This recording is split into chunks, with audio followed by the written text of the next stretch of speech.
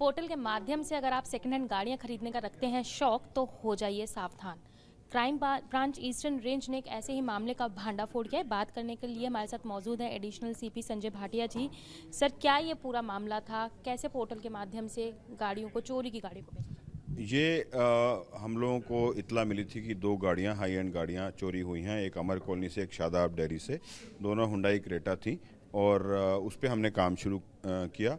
हमारी टीम जो ER1 की है, जिसको ACP रोहताश कुमार लीड करते हैं और DCP संजय सैन सुपरवाइज़ करते हैं, इनके साथ इंस्पेक्टर आशीष शर्मा और बाकी उनके अन्य साथी इस पे काम कर रहे थे। काम करते हुए इनको कुछ इन्फॉर्मेशन मिली, कुछ इन्वेस्टिगेशन इन्होंने की, CCTV फुटेजेस खंगाले, बाकी जो एविडेंसेस थे और लीड्स थी डेवलप की। तो एक अनवर कुरैशी नाम का आदमी सबसे पहले गिरफ्तार किया। अनवर कुरैशी के पास से चोरीशुदा गाड़ी बरामद हो गई। उसके पास 2 फ़ोन मिले, उन फ़ोन में 20 अकाउंट की डिटेल्स मिली। तो हम लोगों ने फर्दर जांच शुरू की। जांच करने पे पाया कि ये एक बहुत बड़ा गिरोह है, 6-7 आदमियों का गिरोह है और भी लोग शामिल हैं। जो हमने 7 लोग गिरफ्तार कर लिए इस गिरोह के और 6 लोग दूसरे गिरोह के गिरफ्तार कर लिए। टोटल 13 लोग गिरफ्तार कर लिए। सिमिलरली पुरू सिंह भी ये काम कर रहा था। तो हम लोग इन्वेस्टिगेशन करते हुए और जो शादाब डेयरी से शाबा डेयरी से जो गाड़ी चोरी हुई थी, उस इन्वेस्टिगेशन में पुरू सिंह को गिरफ्तार कर लिया और उसके साथियों को गिरफ्तार किया। अब तक दोनों गिरोहों से हम लोग 20 गाड़ी बरामद कर चुके हैं और 13 लोग गिरफ्तार कर चुके हैं। इनका MO ये है कि जब इनको चोरी की गाड़ी मिलती है तो उसको बेचने की जब ये कोशिश करते हैं तो ये पाते हैं कि वो गाड़ी की कीमत अच्छी नहीं मिल रही और ग्रे मार्केट में वो गाड़ी बहुत सस्ते दामों पे जाती है। और इन्होंने देखा कि पोर्टल पे अगर ये बेचेंगे तो इनको अच्छा प्राइस मिलेगा।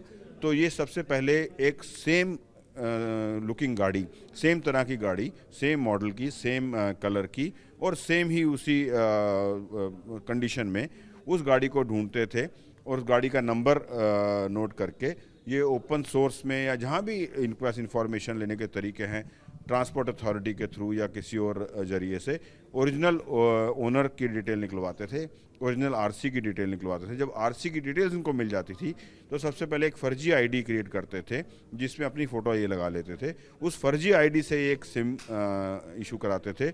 उस फर्जी ID से ये एक अकाउंट भी खोलते थे ताकि सब कुछ ओरिजिनल लगे। उस RC के हिसाब से ये लोग गाड़ी का इंजन नंबर, चैसी नंबर भी चेंज करते थे और उस RC के हिसाब से नए डॉक्यूमेंट्स, चाहे वो बैंक की NOC हो, चाहे इंश्योरेंस का हो, चाहे पोल्यूशन सर्टिफिकेट हो, चाहे वो दूसरे डॉक्यूमेंट्स हो, वो क्रिएट कर लेते थे और गाड़ी की डिटेल्स को पोस्ट करते थे इन पोर्टल्स पर, जो cars24.com है और cardekho.com है। उनका एग्जीक्यूटिव आके वेरीफाई करता था, चेक करता था, वो पाता था कि ID इनकी फ़ोटो सेम है, आदमी सेम है, अकाउंट होल्डर का नाम सेम है, फ़ोन नंबर भी सेम आदमी से लिंक्ड है, RC के हिसाब से engine number, chassis number same है। तो वो एक अच्छे दामों को ट्रांसफ़र करके इनके अकाउंट में वो गाड़ी खरीद लेते थे। आपने पूरा केस इंटेरोगेट किया, फेक ID बनाना, कैसे फेक ID ये लोग जनरेट करते थे और इस पूरे मामले में इन दोनों गिरोहों के साथ और कौन कौन इनके साथ सम्मिलित था? अभी इनके एसोसिएट्स कुछ भागे हुए हैं। जैसे अनवर कुरैशी का एसोसिएट एक शादाब है, वो फ़रार है, उसको हमने पकड़ना है, जल्दी पकड़ लेंगे।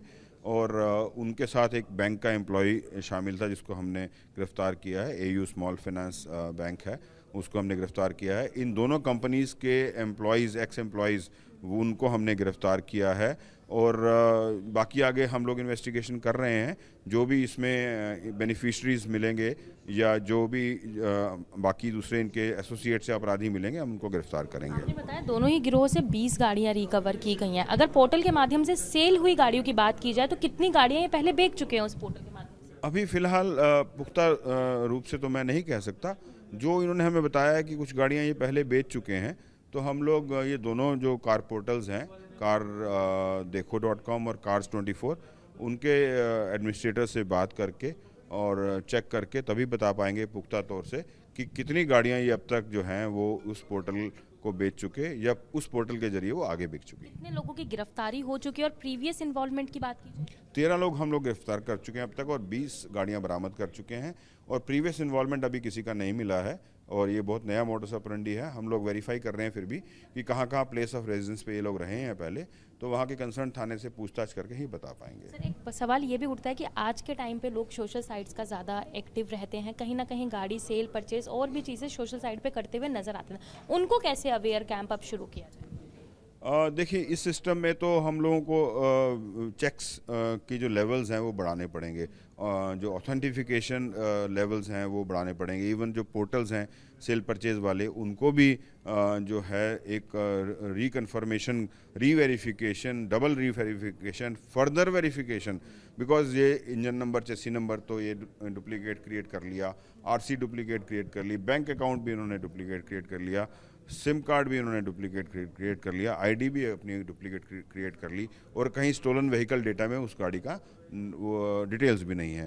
तो उनके साथ बैठकर हमें जो है बात करनी पड़ेगी और देखना पड़ेगा कि इसमें लेवल्स ऑफ वेरिफिकेशन हम कैसे बढ़ा सकते हैं, ताकि जब वो लोग गाड़ी खरीदने जाएं किसी भी सेलर से, चाहे वो जेन्युइन लग रहा है, हर चीज़ जेन्युइन है, फिर भी उसकी हमें क्रॉस वेरिफिकेशन करने के लिए कुछ मैकेनिज्म इसमें बनाना पड़ेगा। बहुत बहुत शुक्रिया हमसे बात करने के लिए। थे हमारे साथ एडिशनल सीपी संजय भाटिया जी, जिन्होंने साफ तौर पे बताया कि किस तरीके से एक गिरोह फर्जी आईडी के आधार पर पोर्टल्स पे गाड़ी बेचने का काम करता है, तो उसको लेकर अब दिल्ली पुलिस भी जल्दी एक अवेयरनेस कैंप भी शुरू करने वाली है।